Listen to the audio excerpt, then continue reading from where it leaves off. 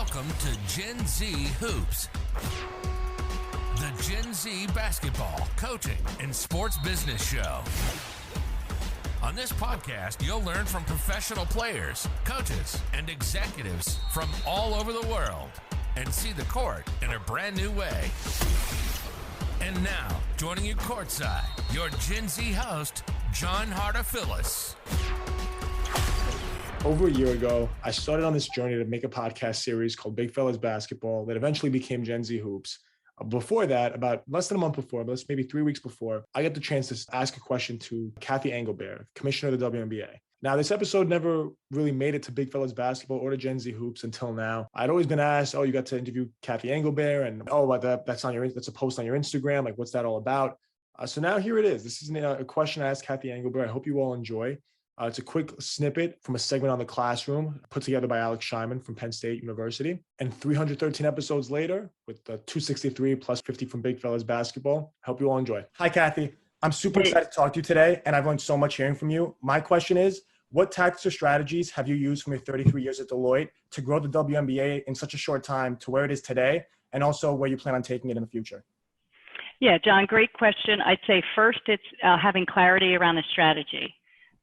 So I came in, the first thing I did was, what is our strategy? We had just done a brand reset, a new logo, a new color scheme, but we didn't really have a kind of holistic strategy. So, and the strategy for everybody has to be simple. It has to resonate with the people you need to execute it.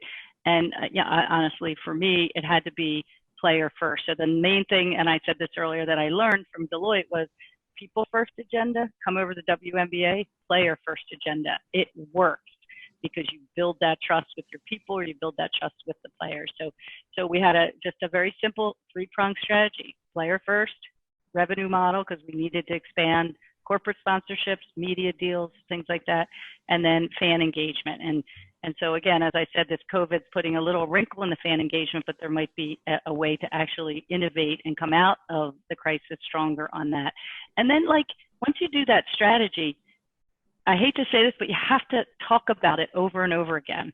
When I was at Deloitte, when I first took the job, my communications people would say, here's what you need to say. And I'll say, that's the same thing I said last week and the week before and the week before. So for me, it was kind of my redundant life. And they kind of coached me, and it was good coaching that, you have to say something 10 to 12 times in order for people to remember it, because they're not going to remember it if you only say it once and then you move on to something else that sounds inconsistent with the strategy. So that's probably, those who are in MBA programs and things, I'm sure that's kind of the ABCs of an MBA program. But you really do need to, from a strategy perspective, make it simple, make it something that's consistent with your values. Some people call it a credo, some people call it, a mission statement, core beliefs, and probably forgetting one. But so I went on a tour of all the WNBA cities and started to build relationships. And I will tell you, during this pandemic, those relationships have come in handy as we've tried to, innovate around how we're going to get a season in the summer. So those are some of the things I would point to. And it's hard. I will tell you, it's very hard. The other thing I did was, I had no relationships in sports, John, coming into this. Zero.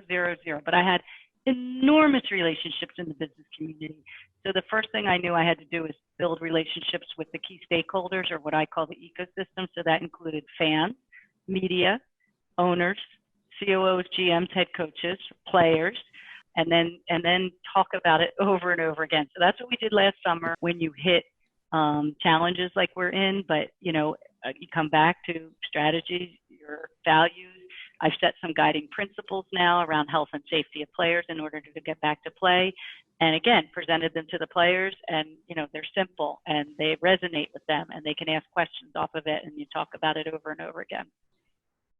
Well, definitely keying in on those relationships and keeping it player first is definitely super helpful. And thank you so much for that. Thanks for listening to Gen Z Hoops. Make sure to follow, like, and subscribe on Instagram, LinkedIn, and all major social media platforms at Gen Z Hoops. You can tune in and subscribe on Apple Podcasts, Spotify, YouTube, and every other podcast platform on the planet. Get ready for the next episode.